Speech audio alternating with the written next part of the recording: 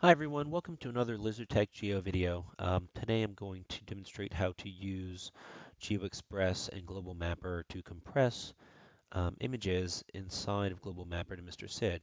There is a great integration that Global Mapper has made with GeoExpress that allows a Global Mapper user to take TIFFs or whatever, raw imagery, and compress them to MrSID inside of Global Mapper without having to leave the Global Mapper interface. It's really nice, it's easy to use, and it offers pretty much the same benefits and options as GeoExpress without actually having to jump out to GeoExpress.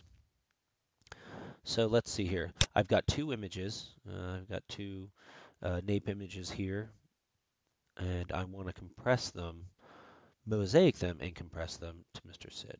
So I'm going to select, now that I've loaded them in and selected them, I'm going to select File and then Export. See a bunch of options here, different export types. I'm going to export as a raster image format. So you see it immediately pops up with MrSID. It's one I've used recently, obviously. So you can see here it says MrSID requires GeoExpress. So that's really important. You need to actually have a licensed copy of MrSID and enough cartridge or have an unlimited license to be able to do this compression inside of a global mapper. So I'm going to select OK. I just want that's fine. I don't need the data reprojected. So now that I've selected that, you can see I come up with a whole bunch of MrSID export options. This is great. So here you can see uh, your spacing here, which is basically resolution. It's 1 meter data. Um, this is where you can select your compression ratio. It's just a slider bar. So I'm going to, seeing as this is NAPE imagery, it's 1 meter, I'm just going to select 10 to 1. Um, it's it's actually 4-banded imagery. It's red, green, blue, and infrared. So I can select RGB, and it'll basically just compress out the red, green, blue bands to MrSID. I could choose grayscale, or I can do multi-band, 8 bits band. It is 8-bit data, and it has 4 bands. So I'm gonna select that. Down here, obviously, there's a whole bunch of different metadata output file types that you can choose, depending on what application you want to use that MrSID with. Now, most applications will take that MrSID in without having to have that metadata file. I know many of them at least. Like for example, you don't necessarily have to have that SID world filed if you're using MrSID generation 4, 3, or whatnot, because um, all that geospatial information is embedded inside the image in its metadata. Um, so I don't really need to choose that, but if you wanted to, for example, output an Esri one or a map info one or whatever, this is where you would choose that. Resampling, I'm just going to leave that as default. I don't need to do resample to bilinear or nearest neighbor or whatnot. I'm going to use that same default resampling. Now over here, we have output options. So I can choose MrSID Generation 2, which is just panchromatic, and G3, which will output a just red, green, blue 3-banded imagery. But seeing as I want to do the 4 bands, I need MrSID Generation 4.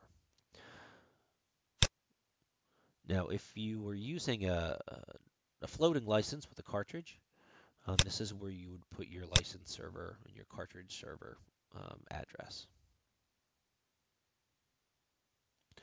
Now, tiling, you know, just like in GeoExpress, you can specify tiling options for the output. I want to output this as just one solid image, a composite of 2 or a mosaic of 2 different ones. So I'm not going to worry about the tiling, but this is where you would specify all that. Same options as you would get inside of GeoExpress, which is really nice. Similarly, if I wanted to export out just a subset of this, let's say I want to crop out kind of mosaic and then crop out an area and just have that area um, compressed as the output file, this is where I could do that. So I can specify that in different coordinate systems here, or I can draw a box. I can basically zoom in here and draw a box, and it would just, if I clicked OK on it, it would just output this interior part of the box, the area inside the box here. So I'm going to cancel. I don't want the whole image. So I'm going to select all loaded data. So here we go. So because I have 4 bands, I need to set up the bands for export. So I know band 1 is red, I know band 2 is green, I know band 3 is blue. Band 4 is an infrared band. It's gonna output that, but not assign a pre-assigned kind of default name to it. The input layers, I want to select both of these layers as inputs for these output bands. So make sure all these are selected. So what it's going to do now, oh, hold on, I need to give it a name. Global Mapper Demo. So right now, what it's doing is it's making a mosaic um, of the data. It's basically prepping all the data, putting it together, and making one solid image that it's then going to go and compress. Just a word about cartridge use. I want to make sure to mention while we're doing this. So this works in conjunction with your GeoExpress. So anything you um, compress inside of this um, integration will basically work the same or have the same sort of output as it would if you were just using your GeoExpress. So this will, decrement your cartridge. So however big the data is here and whatnot, um, the nominal data size, you'll notice that when you get back into GeoExpress, is that your cartridge will be decremented the proper amount. Um, Something that's really nice about this integration as well is what it does is it uses the command line tools that are built into GeoExpress that come with every GeoExpress license. There are command line tools that allow for automated processing and automated jobs without actually having to touch the graphical user interface. So all this integration is done is basically written a bunch of controls that um, basically, hit our command line. So all those options and everything that we specified in the export dialog boxes set up a job in command line, and now it's communicating back out to our command line tools exactly what um, it wants GeoExpress to do. So just give it a few more minutes while it's creating this mosaic, putting it together. They're a couple pretty big nape images, which is why it's taken a few minutes. Obviously, the more images you have that you want to mosaic together into one single output, the longer this will take. But what you're going to see soon is once it puts this and preps all this data and puts it together, you're going to see a command line dialog box open up, and then you can see GeoExpress command line tools working in the background. Once we get to the actual compression of this data, it'll go by really pretty quickly.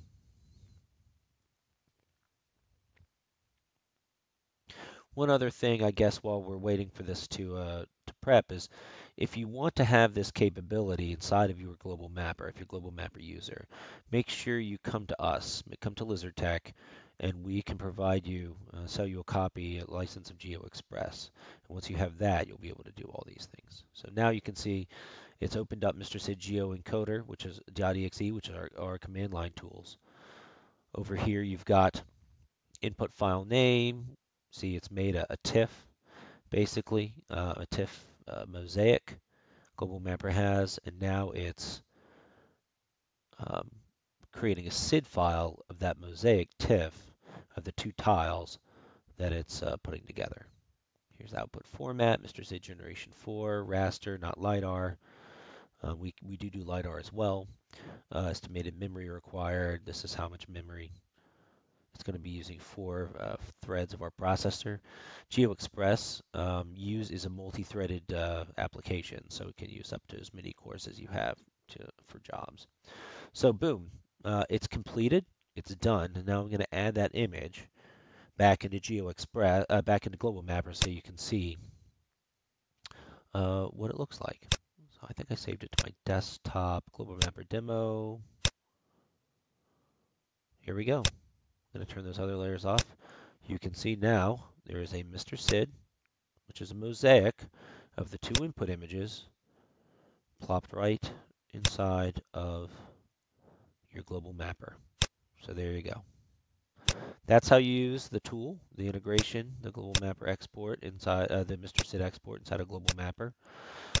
You just need a working copy of both Global Mapper and GeoExpress, and after that, it's really pretty easy peasy, and you get the benefits of being able to compress to high quality raster compressed imagery without having to really leave Global Mapper at all.